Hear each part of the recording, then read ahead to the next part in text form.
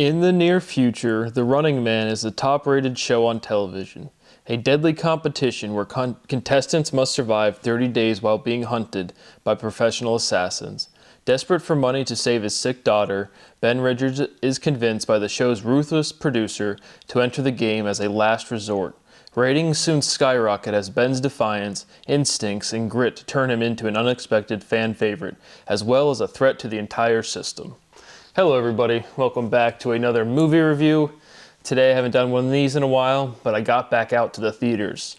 So obviously I saw The Running Man. This is a movie that was released in 2025. It is a science fiction / action adventure movie. It says it's a runtime of 2 hours and 13 minutes, but actually in the theaters, not counting previews, it was right around 2 hours. So you know what I'll do is I will get in a brief overview. I'll give you my rating on a scale that, like an American school report card, A through F, with some just overall thoughts and impressions. And then once I give my rating, if you have not seen the movie and would like to, there will be spoiler alerts. I'll discuss the major plot developments as best as I can remember them, and kind of just go from there. Anything that pops out at me as major themes, plot development, any thoughts I had about the cinematography. So this one caught my eye because, again, I like the sci-fi genre. I like kind of the apocalyptic type things.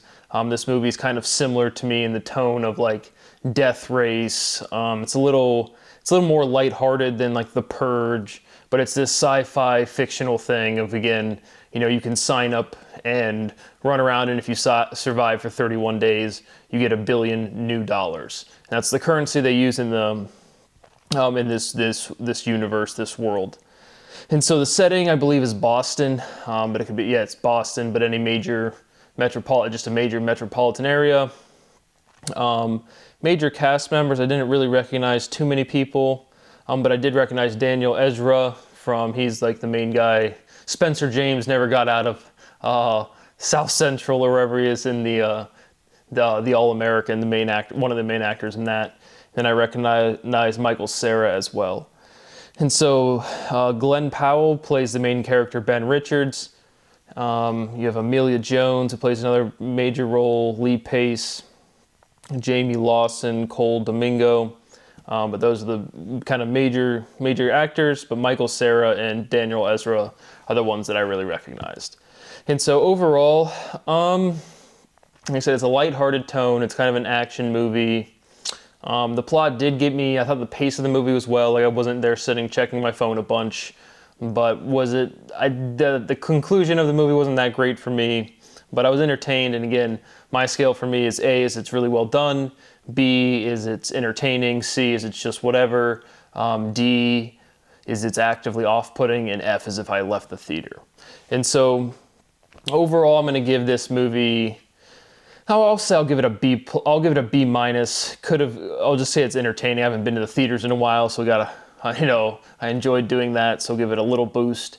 But so the pace of the movie was good. It was kind of entertaining. I thought it is based on a Stephen King movie or book, and so I thought it had a lot more potential than what I thought it played out to be. But I'll give it a low B minus, on the lower end of entertaining. So if you've not seen the movie and would like to, we will be discussing the major plot developments now.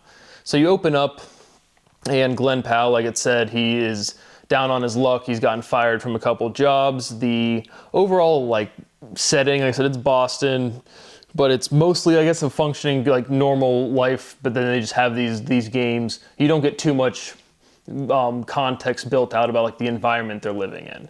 But basically, because you get right into the Running Man game. He's in his boss's office. He can't get overtime. He's with his daughter who's sick. And his boss is basically, you're being insubordinate and you're fired. And so he needs to make money, and not super novel for a movie of this genre, but he needs to make money, so he's willing to risk his life. His wife, who kind of plays a minor role, she's like, don't do The Running Man. And he's like, I'm just going to go try out. And there's a bunch of different shows, and maybe he can be on a different one. So he shows up at the place where you try out. He either recognizes or quickly makes friends with two other people, and then they do a quick couple tryout scenes, but then very quickly they're immediately presented into this contract room with the boss guy, and they're signing on to be in the Running Man. So a running man is just 3 people. They go out and run, and if they can survive on the street for 31 days without being killed, and it is, like I said, they do kill them, but it's a lighthearted movie, so that it's not really gory. There is some gore, but it's not presented in a way that it's supposed to be realistic. And so it is rated R, but it's, I would say PG-13 would have been my rating. But anyway, they go in there and they're trying out, and he's, the guy's like, you've done the best. I've said this to other people, but you could win the Running Man. And so point being is the main character showed up to not do that part of the show, just at one of these other minor games. But he gets kind of convinced into signing the contract, and he signs up for the Running Man. So you have the very beginning of the movie kind of has his wife in it, but not very much after that, as in like the actual actress portraying a role. And so he signs up very quickly with his 2 friends. They're also in the Running Man.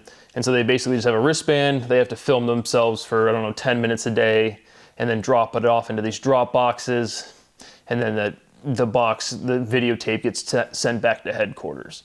And if they do that, they get rewards and they get paid each day.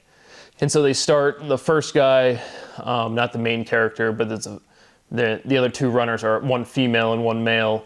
The male is like this aloof kind of stupid character, and he gets killed off pretty quickly. And so after that, they basically, the main Glenn Powell, or Ben Richards in the movie, he's kind of on the streets. I forget where exactly he goes, but the first night he kind of spends in a hotel, then he gets picked up and he has a big shootout scene they have set this game show, The Running Man, has hunters, which are people trying to kill them, and the general populace are supposed to film the people and show them where they're at, basically. And so he gets hunted, but he's able to escape. He kills a couple hunters, a big explosion. He has a friend that does fake IDs and disguises. He sees a video of his friend getting killed, so he knows they're onto them. He escapes the hunters in the first round, and then he meets up with the Daniel Ezra's character. His character is, he basically has he's kind of like the guy in the general populace that's figured out that the Running Man is rigged. And he's kind of showing you how all the different characters of the different seasons have been killed.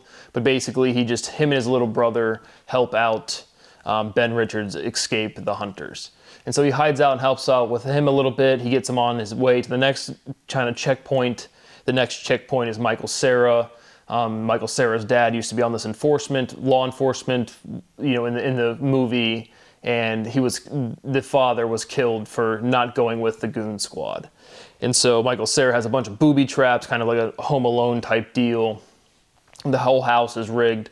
His mom, Michael Cera's character's mom, wants to turn in Ben Richards, but basically he has a community alert button. He alerts the hunters, and then he kills a bunch of them, and then helps Ben Richards escape as well.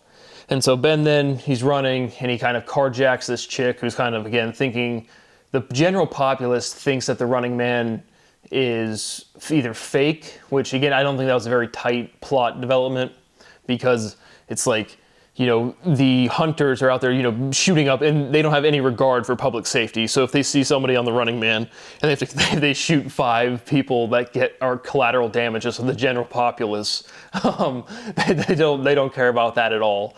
And so it's I don't think it was very tight, even if with this lighthearted tone, to have the chick in the car not know that the Running Man was real. But basically, he takes her hostage, but he's being hunted, and so she learns that it's real. And then they get onto this plane. Basically, he takes her hostage, and throughout this time, you learn that when Ben is dropping off his different videotapes to get paid and to stay in the game, that it's all rigged, because he sees the broadcast of the Running Man, and it's not the actual videotapes that he's sending in. And so the producer of the show is manipulating him however he wants. But anyway, he takes this chick, they're hostage, they get on a plane, and they're up in the plane, and basically the producer of the show has this head hunter, and you learn that the contestant, nobody's won the $1 billion new dollars, but the person who got the close lasted 30 days or 29 days or, 1 day less than you needed. But because it's rigged, the producer of the show basically gave him a contract to be the head hunter, the head killer guy, but work for the network or for the show. And so you learn that basically Ben Richards gets the same type of deal. He just has to kill the hunter people. I'm pretty sure he ends up doing that anyway. But point being is he like, the plane crashes. The producer of the show tells Ben that he's killed his family. You don't really know if the family's been killed, and you don't really get follow-up on it, I don't think. Well, actually, you do. The family isn't actually dead.